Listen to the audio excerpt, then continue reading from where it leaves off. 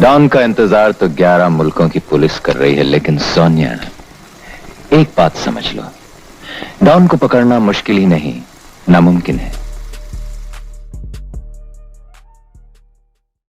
कल नई कोपले फूटेंगी, कल नए फूल मुस्काएंगे, नई घास के नए फर्श पर नए पांव इखलाएंगे। वो मेरे बीच नहीं आए, वो मेरे बीच नहीं आए, मैं उनके बीच में क्यों जाऊं। उनकी सुबह और शामों का मैं एक भी लम्हा क्यों पाऊं। मैं पल दो पल का शायर हूं, मैं पल दो पल का शायर हूं। आदर, आदाब, अभिनंदन, आभार। तो मैं वरीद चौधरी एक बार फिर से आप सब लोगों का स्वागत करता हूं आपके और मेरे चहते इस प्रोग्राम बिग बिग टॉकीज में। और बिग बिग टॉकीज के इस नए एपिसोड में इस बार मैं आपके लिए लेके आ रहा हूं 27 जनवरी 1976 को रिलीज हुई अमिताभ बच्चन साहब की बेहतरीन फिल्म, जिसे यश चोपड़ा साहब ने न केवल बनाया था बल्कि डायरेक्ट भी किया था। बहुत ही शानदार फिल्म बनी थी और फिल्म का नाम था कभी कभी। मैं यहां पर यह जरूर कहूंगा कि कभी कभी जैसी फिल्में इतिहास में कभी कभी ही बनती हैं और बहुत ही अनूठी फिल्म बनी थी कभी कभी, जिसके मुख्य कलाकार थे अमिताभ बच्चन और शशि कपूर, जो बहुत ही जबरदस्त रोल इन दोनों का इस फिल्म में रहा था। और उनके साथ मौजूद थे राखी, वहीदा रहमान, ऋषि कपूर, नीतू सिंह और इन सब के अलावा एक और कलाकार इस फिल्म में थी जो पहली बार इस फिल्म में आई थी और पहली और उनकी आखिरी यही फिल्म थी। और उस कलाकार का नाम था नसीम। वैसे मैं बताना चाहता हूं नसीम के बारे में, बहुत ही अच्छे उन्होंने इस फिल्म में अभिनय किया था और वो मशहूर कलाकार, जानी मानी अभिनेत्री मुमताज की कजन थी। तो आज मैं आपसे चर्चा कर रहा हूं फिल्म कभी कभी की। कभी कभी 1976 की एक बहुत बड़ी हिट फिल्म साबित हुई थी। उस साल की 5 सबसे बड़ी हिट फिल्म के अंदर कभी कभी कभी नाम आता है। सिल्वर जुबली फिल्म थी कभी कभी, जिसने बहुत अच्छा व्यापार किया था। और व्यापार से ज्यादा मैं ये जरूर कहूंगा कभी कभी एक ऐसी फिल्म है जो क्रिटिकली अक्लेम्ड है और पूरी दुनिया भर में इसके आज भी फैन मौजूद है, जिसको क्रिटिक्स ने बहुत सराहा था। बहुत ही अच्छी फिल्म बनी थी, जिसकी कहानी को यश चोपड़ा ने तैयार किया था एक गीत को सुनकर, एक रचना को सुनकर, जिसे लिखा था साहिर लुधियानवी ने। और वो खास रचना थी कभी कभी मेरे दिल में ख्याल आता है। फिल्म में ये रचना 2 या 3 बार आती है, लेकिन इसका जो सैड वर्जन था, वो सैड वर्जन सुनने के बाद यश चोपड़ा साहब ने इस फिल्म को प्लान किया था और बहुत जल्दी इस फिल्म के ऊपर सोचा और इस फिल्म की कहानी को तैयार किया गया। इस फिल्म की कहानी में शुरुआती टाइम में केवल 4 कैरेक्टर थे, अमिताभ बच्चन, शशि कपूर, राखी और वहीदा रहमान। बाद में अन्य कैरेक्टर्स यानी कि ऋषि कपूर और नीतू सिंह को बाद में इस फिल्म में जोड़ा गया था। शुरुआती कहानी के अंदर ये फिल्म का हिस्सा नहीं थे, लेकिन पामेला चोपड़ा जो कि धर्म पत्नी है यश चोपड़ा साहब की, उन्होंने कहानी को आगे बढ़ाया और इन कैरेक्टर्स को इस फिल्म में जोड़ा गया। बहुत ही शानदार फिल्म बनी थी और फिल्म का संगीत पक्ष बेहद मजबूत था। सभी गाने बहुत हिट थे और वो खास गाने थे कभी कभी मेरे दिल में ख्याल आता है। सभी को मालूम है ये गाना कितना बड़ा हिट था। और मैं बताना चाहूंगा कि उस साल फिल्म फेयर अवार्ड्स में लगभग 14 नॉमिनेशन इस फिल्म को मिले थे, जिसमें से 4 बड़े बड़े अवार्ड इस फिल्म ने जीते भी थे और ये उस साल का सर्वश्रेष्ठ गाना था।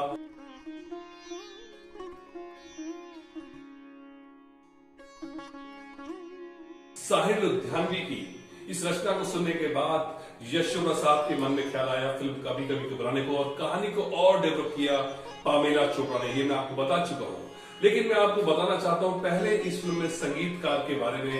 यश चोपड़ा साहब ने लक्ष्मीकांत प्यारेलाल का नाम सोचा था, परंतु जब ये बात साहिर लुधियानवी साहब को पता चली तो उनको ये बात पसंद नहीं आई और उन्होंने कहा कि आप मुझे मेरी रचना वापस कर दीजिए, क्योंकि मैं समझता हूं कि इस गीत के साथ या इस फिल्म के संगीत के साथ लक्ष्मीकांत प्यारेलाल वो न्याय नहीं कर पाएंगे जो मैं चाहता हूं या जो मैं सोच रहा हूं। तो इस बात को जानने के बाद यश चोपड़ा साहब ने फिल्म में म्यूजिक के लिए लिया खयाम साहब को।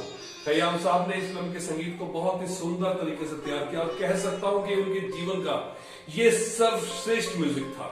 बहुत ही शानदार फिल्म बनी थी। फोटोग्राफी बहुत ही खूबसूरत थी कायगी की, जो कि कश्मीर में ज्यादातर लोकेशन को बहुत ही खूबसूरत तरीके से फिल्माया गया था और बहुत ही शानदार म्यूजिक, बहुत शानदार फोटोग्राफी, बहुत खूबसूरत लोकेशंस पर इस फिल्म को शूट किया गया था। मैं बताना चाहूंगा, जब स्टार कास्ट के बारे में जब आपको बता रहा हूं, तो ऋषि कपूर साहब ने जब इस फिल्म के बारे में सुना तो वो बहुत ज्यादा इंटरेस्टेड नहीं थे इस फिल्म को लेकर, क्योंकि उनको लग रहा था कि अमिताभ बच्चन साहब और शशि कपूर जब दोनों इस फिल्म के अंदर है तो उनके लिए ऐसा कौन सा खास काम होगा, तो वो बहुत ज्यादा इंटरेस्टेड नहीं थे। और ये बात कहीं ना कहीं यश चोपड़ा को मालूम पड़ रही थी, तो यश चोपड़ा साहब ने इस बारे में शशि कपूर साहब से डिस्कस भी किया कि मुझे लगता है कि ऋषि कपूर इस फिल्म को लेकर बहुत ज्यादा सीरियस नहीं है, जिस पर शशि कपूर ने कहा कि आप फिल्म की तैयारी करिए, मैं कान पकड़ के उसको सेट पर ले आऊंगा। लेकिन ये बात अभी आपस में चली रही थी, तो यश चोपड़ा साहब को पता चला कि ऋषि कपूर विदेश जा रहे हैं फिल्म की डेट देने के बावजूद। यश चोपड़ा को जैसे इस बारे में मालूम चला तो वो सीधा पहुंच गए एयरपोर्ट और वहां से उनको साथ लेकर आए और उन्होंने तुरंत 2 दिन लगातार ऋषि कपूर के साथ शूट किया और 15-20 बहुत बढ़िया बढ़िया सीन उनके शूट कर दिए, जिस पर ऋषि कपूर को फिर इस फिल्म के साथ बनना पड़ा।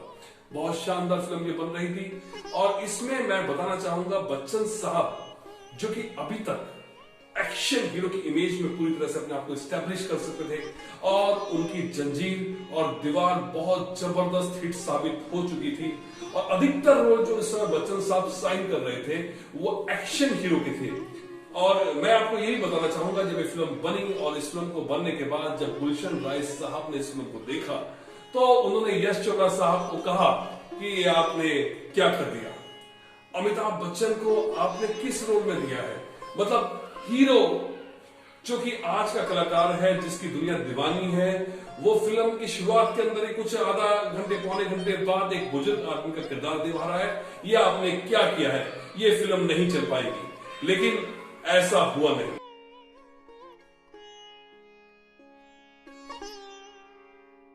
परंतु गुलशन राय के मुताबिक फिल्म चलने वाली नहीं थी, लेकिन ये फिल्म इतिहास रच गई भारतीय सिनेमा में, बहुत जबरदस्त हिट हुई और लोगों के मन में आज भी ये फिल्म बैठी हुई है और इस फिल्म के लोग खासे दीवाने थे।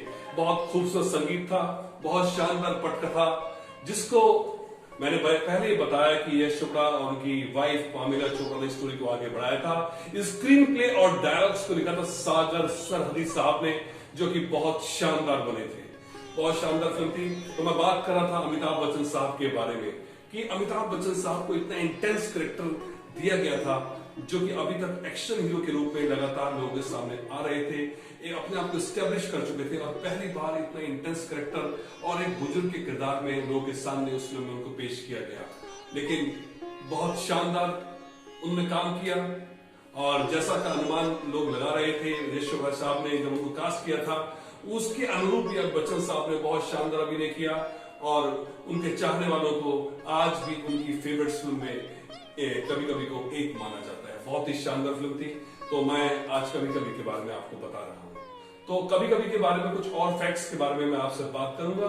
मैं आपको बताना चाहता हूं, विपिन पाल करके एक राइटर थे, उन्होंने बाद में ये क्लेम कर दिया कि ये स्टोरी मेरी थी, लेकिन यश चोपड़ा साहब ने मुझे क्रेडिट नहीं दिया। लेकिन इसकी कोई पुष्टि कभी यश चोपड़ा ने नहीं की या ये बात कभी बहुत ज्यादा आगे नहीं बढ़ी। और होता ही है, जब बड़ी बड़ी चीजें बनती हैं तो इस तरह की हरकतें कहीं ना कहीं से आती रहती हैं, इस तरह की बातें निकल के आती हैं। लेकिन फिल्म के ऊपर इसका कोई प्रभाव नहीं पड़ा और फिल्म बहुत जबरदस्त हिट साबित हुई। और कहते हैं कि यश चोपड़ा को अपनी फिल्म अपनी सभी फिल्मों में बहुत प्रिय थी, उनको बहुत पसंद थी। मैं खास इसमें बात करना चाहूंगा राखी गुलजार के बारे में, क्योंकि राखी जो थी यश चोपड़ा साहब की पीछे बनी फिल्म दाग में भी हीरोइन थी और दाग काफी अच्छी फिल्म बनी थी। उसी दौरान यश चोपड़ा साहब ने इस फिल्म के बारे में सोचा था कभी कभी के बारे में, और उन्होंने इस फिल्म के बारे में राखी को बताया था और राखी ने इस फिल्म के करने के लिए सहमति भी जताई थी और उन्होंने कहा था कि फिल्म में जरूर करूंगी। लेकिन हुआ क्या, उसके बाद राखी का विवाह हो गया गुलजार के साथ और उस पर गुलजार चाहते थे कि अब राखी फिल्मों को अलविदा कह दे और वो आगे फिल्में साइन ना करे। लेकिन यश चोपड़ा के लिए बड़ा ही एम्बिशियस प्रोजेक्ट था और यश चोपड़ा ने इसके लिए राखी और गुलजार सभी लोगों से बात करी, राखी फिल्म को करने के लिए सहमत हो गई। और कहीं ना कहीं कहा जाता है कि राखी और गुलजार साहब की जो अनबन है वो यहीं से शुरुआत हो गई थी, वो तकरार यहीं से शुरू हुई थी और इन दोनों के रास्ते वहीं से अलग अलग हुए। लेकिन फिल्म बहुत शानदार थी और राखी का बहुत ही शानदार इसमें रोल था। वहीदा रहमान जो कि अमिताभ बच्चन साहब की फेवरेट हीरोइन है, वो पहली बार उनके अगेंस्ट इस फिल्म में कास्ट उनको किया गया था और बहुत अच्छा उन्होंने अभिनय किया। कहा यह भी जाता है कि सुनने में आता है कि नूतन को यश चोपड़ा इस फिल्म में कास्ट करना चाहते थे, परंतु ऐसा हो ना सका क्योंकि नूतन को लगा कि भाई वो अभी काम फिल्मों में कर रही है और उस समय एक नई हीरोइन नीतू सिंह आई थी। उन्हें लग रहा था कि अगर मुझे इनकी मां का रोल करना पड़ेगा तो शायद ये मेरे कैरियर के लिए अच्छा नहीं होगा। वैसे इस चीज की पुष्टि तो उन्होंने नहीं करी है, लेकिन सुनने में आती है सब बातें कि ये सब बातें इस फिल्म के साथ जुड़ी हुई है, तो मैं आपको बता रहा हूं।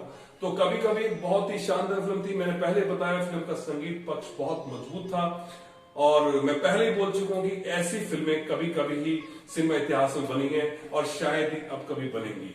तो इन्हीं कुछ शब्दों के साथ मैं आज आपसे फिर से अलविदा लेता हूं और आपसे ये जरूर कहूंगा कि अगर आपने अभी तक मेरे चैनल को सब्सक्राइब नहीं किया है तो इस चैनल को सब्सक्राइब कर लीजिए।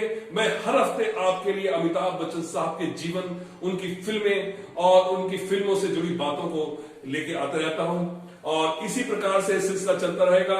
आप सब्सक्राइब करिए, लाइक करिए और अपने दोस्तों में शेयर कर दीजिए। इन्हीं शब्दों के साथ मैं आपसे अलविदा लेता हूं। जय बच्चन।